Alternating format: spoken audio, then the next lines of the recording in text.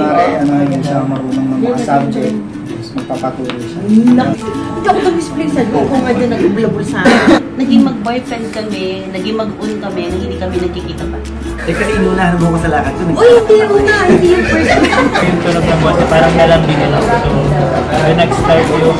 Kala niyo malambing ako? Oo, kala lang. Estudyante ko, yung pinsan niya. Sa ano? Na dinrock niya. Sinabot ko siya kasi alam kong hindi kami magkikita. May ano na parang may confirmation na sa heart ko at sa spirit ko na siya yung binibigay ng word sa akin. Pero sa akin, sabi ko, siya na yung mamahalin ko. Kahit hindi ko pa nakikita. Would you be willing to spend your life with me for the rest of our life? Parang may ganun. May binax pa niya yung letter. Kasi hindi mo ang box lang ngayon small box na. Paano po kayo nag-propose? Sa Shakey's. Mahabang proseso yan. Wendy, Elaine, and Artie.